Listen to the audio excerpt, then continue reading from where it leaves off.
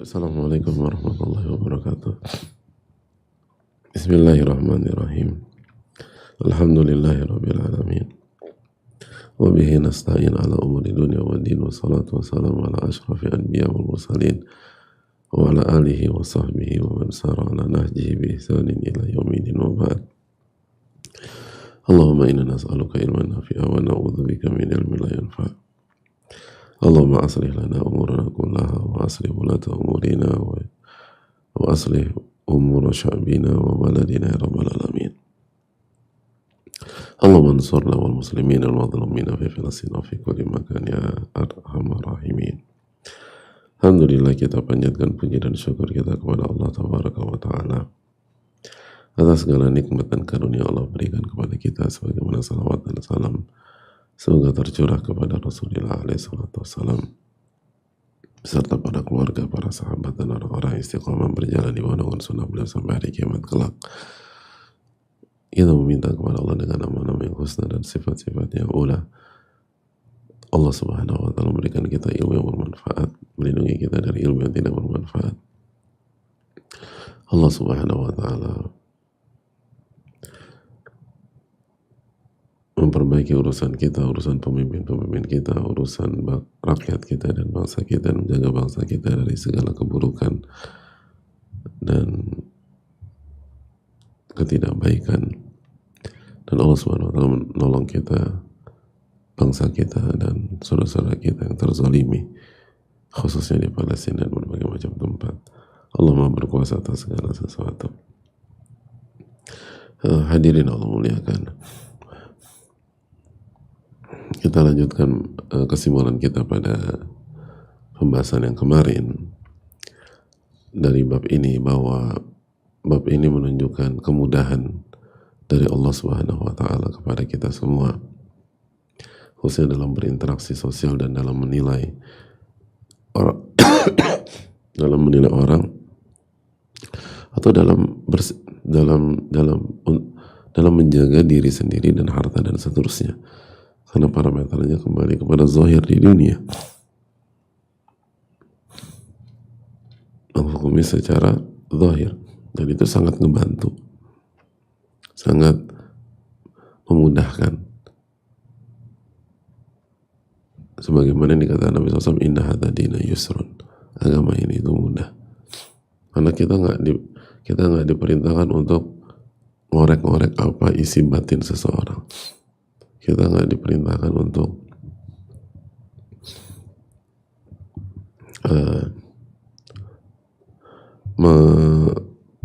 menyecar isi batin seseorang, sebagaimana dalam hadis Usama bin Zaid ketika Nabi SAW mengatakan bahwa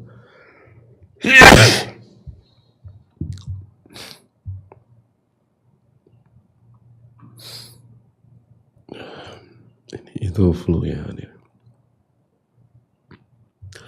Ketika Nabi SAW mengatakan, afala syaqaqta an qalbi hatta ta'lam aqalaha amla, apakah kamu sudah belah dadanya sehingga kamu bisa pastikan dia itu munafik atau bukan, dusta atau tidak?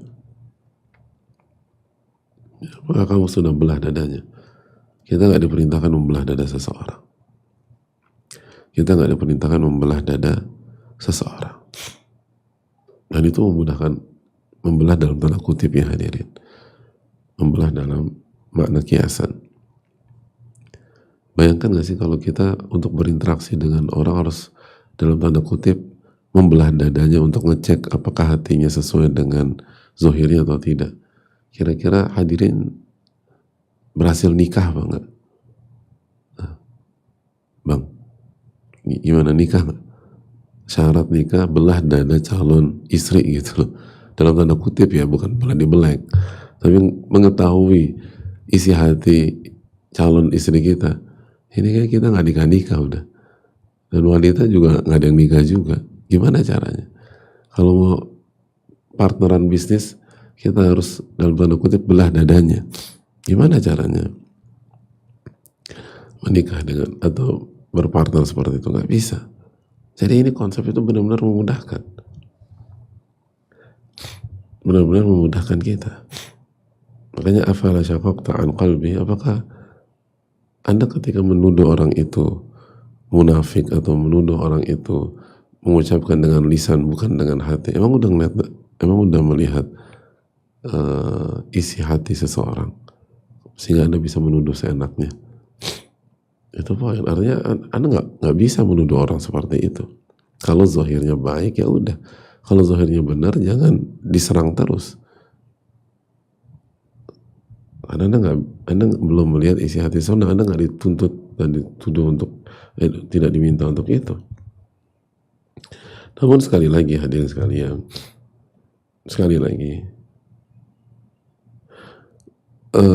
kita juga diperintahkan untuk mawas, untuk memperhatikan kejanggalan dalam zahir, karena itu akan terlihat dan seringkali kita tidak mawas diri. Makanya Allah berfirman dalam surat Muhammad ayat 30, wala ta'rifannahum fi lahnil qaul, dan pasti engkau akan mengetahui identitas mereka dari lahnil qaul, dari kesalahan bicara mereka, dari perkataan-perkataan mereka, dari perkataan-perkataan mereka. Jadi kelihatan orang yang itu insya Allah akan jadi memang kita nggak diminta terlalu dalam, karena insya Allah sebagaimana kita sampaikan bahwa akan terlihat kejanggalan dari secara zahir. Lahnal qaul, ucapan-ucapan yang inkonsisten, kontradiksi. Kok dia ngasut ya, kok dia ini ya, dan seterusnya. Itu yang pertama. Yang kedua, kita serahkan kepada Allah. Sebagaimana Umar bin Khattab mengatakan, kita serahkan kepada Allah. Dan kita melakukan ini dalam bentuk penyerahan kepada Allah SWT, sebagaimana keterangan atau pembahasan kemarin. Jadi ada tawakal, ada ketaatan, ada ittiba, dan juga ada kejelian. Ada kejelian. Kejelian dalam membaca kejanggalan dan keanehan atau keceplosan dalam bicara, khususnya dalam bicara dan sikap, itu akan terlihat biidznillah. Lalu ditopang lagi dengan doa. Setiap pagi kita baca doa pagi, lalu baca doa petang, sebelum keluar rumah doa keluar rumah, sebelum berinteraksi kita tawakal, sebelum memutuskan kita istikharah. Maka itu sudah cukup dan itu sangat memudahkan kita. Itu cukup dan memudahkan. Dan terbukti Rasulullah SAW berhasil terjaga dalam kehidupannya. Jadi hadirin Allah muliakan, inilah konsep yang luar biasa, indah, simple, sederhana, tapi tepat sasaran karena didukung oleh aspek-aspek lain dan sekali lagi kejelian. Karena wala ta'rifannahu fi lahnil qaul. Sungguh engkau pasti akan bisa mengidentifikasi mereka karena kejanggalan mereka dalam bicara atau perkataan-perkataan mereka yang keliru, janggal, aneh, kontradiksi dan lain seterusnya. Semoga Allah memberikan taufik kepada kita dan kita akan lanjutkan di pertemuan yang berikutnya. Subhanallah wa syukur la ilaha illa anta astaghfiruka wa atubu ilaik. Assalamualaikum warahmatullahi wabarakatuh. Syukran.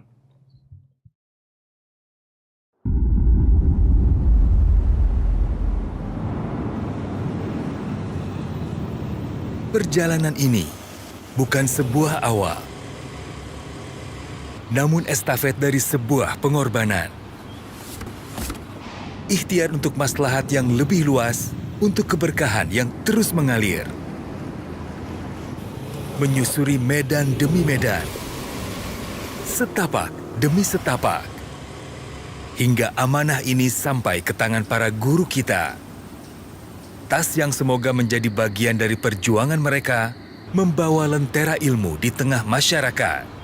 Alhamdulillah, lebih dari 1.900 tas kulit kurban tersalurkan sejak 2022 hingga 2025. Melangkah bersama ribuan ahli ilmu, dai, dan guru, menebar kebaikan dari setiap ilmu yang disampaikan di 20 provinsi di tanah air dan negara-negara lainnya. Mari ambil bagian dalam program ini. Karena ketika tas kulit ini membersamai langkah perjuangan guru, ketika banyak saudara kita yang merasakan manfaat ilmunya, semoga mengalirkan keberkahan yang tak terputus. Tentunya sangat bermanfaat bagi kami sebagai seorang guru yang kesehariannya mondar-mandir bolak-balik dari rumah ke sekolah. Ketika dimanfaatkan tiap hari, bahkan kami akan pakai bertahun-tahun, maka pahalanya juga akan mengalir kepada orang-orang yang ikut serta dalam program ini. Apabila kita niatkan karena Allah Subhanahu wa Ta'ala.